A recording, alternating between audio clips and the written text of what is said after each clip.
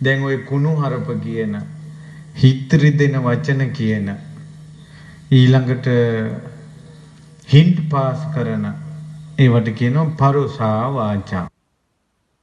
පරුසා වාචා කරපු කෙනෙකුට සංසාරේ කර්ම විපාකේ තමයි මිහිරි වචන ඇහෙන්නේ නැහැ යාට. හැම වෙලාවෙම හිත රිදෙනවා. අන්න එහෙම පරුසා වාචා සංසාරේ කියපු කෙල්ලේ කොල්ලෙක් එක්ක යාළුලා බැන්දොත් එහෙම අර කොල්ලා ගොඩාක් නපුරු වෙනවා. පුංචි දේ සැරගල් ළමයි කියන්නේ. මිහිරි වචනයක් ඇත්තෙම නෑ. මැසේජ් කරන කාලේ බබා සුදු අම්මි මැනික වස්තුව කියනවා. බැන්දට පස්සේ පට්ට කියලා පටන් ගන්න. ඒතර පිටට බෝධි සත්වයෝ වගේ අර කොල්ලා. ගෙදෙට්ට ආවට පස්සේ පේන්න බෑ. ඇයි එහෙම වෙන්නේ?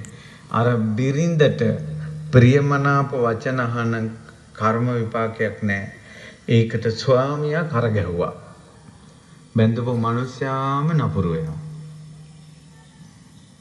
එහෙම වෙනවා.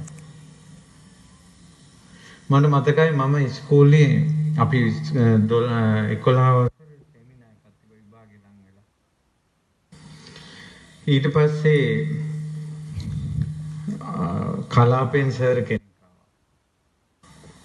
සර් ඇවිල්ලා ළමයි ටික ඉඳවලා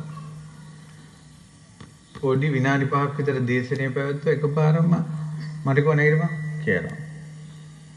නැගිටලා හිටපන් කිව්වා. දැන් මං තමයි හොඳටම අහගෙන ඉන්නේ සර් කියන්නේ ඒවා. මම සාමාන්‍යයෙන් අලකලංචි නෑ කොහොමදත් ඉස්කෝලේ එහෙම දඩබ්බර නෑ මම. නැගිට්ටෙව්වා. දැන් මම දන්නෙත් නෑ ඇයි නැගිට්ටුවේ කියලා. ඊට පස්සේ ආයෙ ටිකක් උගන්වලා ආයෙ හැරිලා ඇවිල්ලා කනට ගැහුවා. ඒ සර් කවදාවත් මම දැකලත් නෑ, කතා කළත් නෑ, මම වරදක් කරලත් නෑ. ඒ සෙමිනාර් එක ඉවර වෙනකල් ඒ පැය දෙක තුනේම හිටවලා තිබ්බ දෙතුන් පාරක් ගැහුවා. මම ඇහුවෙත් නෑ ඇයි සර් ගහන්නේ කියලාවත් ඇහුවේවත් නෑ මන්නා. මං හිටගෙනම හිටියා.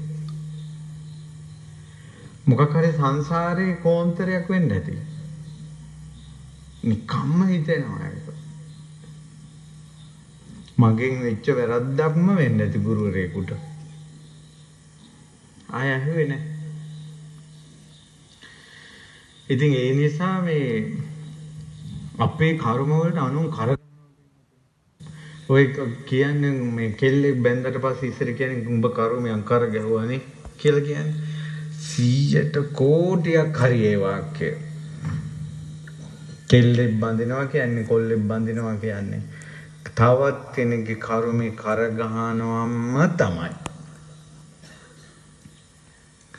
ඒ පිරිමියාට රසට කණ්ඩ, ඒ කියන්නේ සංසාරේ දීපු නැති පිරිමියෙක් නම් අර කෙල්ල YouTube එකේ මොනවා බලලා කෑම හැදුවත් රහනක් නැහැ. හේතුව පිරිමියාට රසට කණ්ඩ පින නැහැ. උඹ රසට උයන්නේ නැහැ කියලා ගෑනිට බැනලා හරියන්නේ නැහැ. අපේ ගෙවල් වල අපේ අම්මලා උයද්දි ගොඩාක් දේවල් දාන්නේ නැහැ. අපේ පැත්තේ පොල් නැහැ. ඒ නිසා තෙලට තමයි ගොඩක් කෑම හදන්නේ. පොඩි තෙල් පොඩ්ඩක් දාලා, යබ පොඩ්ඩක් දාලා, මිරිස් පොඩ්ඩක් දාලා කහනම් දාන සමහර ඒවාට දානවා, සමහර ඒවාට දාන්නේ නැහැ.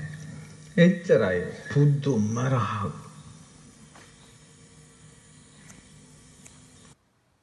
පිරිමියාට ගෙදර අයට රසට කණ්ඩ පින නැති වුණාට පස්සේ අම්මා සූප ශාස්ත්‍රයෙන් කෙල පැමිණියත් උයන දේ රහ වෙන්නේ. ගෙදර මිනිස්සුන්ට රසට කණ්ඩ පින තිබ්බට පස්සේ පොඩ්ඩක් තම්බලා ගත්තත් ඇති ඒක රහයි.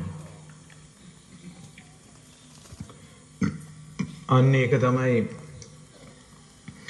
අනුන්ගේ කර්ම වලට කරගහනවා කියන්නේ.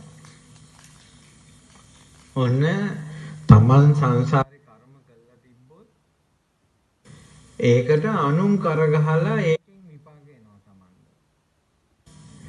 ඔන්න අපි කියමුකෝ මේ ලෝකේ ඔක්කොම පන්සිල් සමාදන් වුණා කියලා. ඔන්න අනුන් කරගහන්නේ කර්මයට. එතකොට වෙන්නේ තමන්ම කර්ම විපාක විඳිනවා. ගිනිගන නම් මැරෙන්න තියෙන්නේ තමන් ගිනි තියා ගන්නවා. අම්මා කෙනෙක් මට බණට ආරාධනා කරන්න ආවා. දුව ෆෝන් එක ඉන්නව වැඩි කියලා අම්මා ෆෝන් එක අරගෙන මේක උදේ ගිනි තියාගන්න ඇඟට කියනවා අනේ ස්වාමීන් වහන්සේ මං හිතුවේවත් නැහැ මේක ඇඟට ලාමුතේ දාන ගිනි තියාගෙන ගේ වටේ දිව්වා කියනවා අම්මේ බේරගන්න කියලා කොහොමද හඳුනේ බේරගන්නේ මහා ගිනි ජාලාවක් කෙවුවා ඇවිලෙනවා කොහොම අල්ලන්නද කියලා මිනිසුන්ට බිරිහන් දීලා කෑ ගහලා බිග් සීට් ගෝනි දාලා කෙල්ල බේර ගන්න උට ආය ඇඟේ යමක් කියලා එකක් නැහැ කිව්වා මැරුණා කිව්වා මට බනට ආරාධනා කළා මං හිතන්නේ මං ඒ බනට ගියේ නැහැ තමන් ගිනි තියාගන්න මැරෙ උපන් සත්‍යය මැරෙනවා මැරුණේ ගින්දරෙන් තමන් ගිනි තියාගත්තා තමන් බෙල්ල කපා ගන්නවා තමන් බෙල්ල වැළලා ගන්නවා තමන් ගහෙන් පනිනවා ඔය තියෙන තමන් ඔළුවේ බිත්ති තමන් ඔළුව ගහ ගන්නවා තමන්ගේ බඩු මුට්ටු තමන් පොලේ ගහනවා ධන හානියක්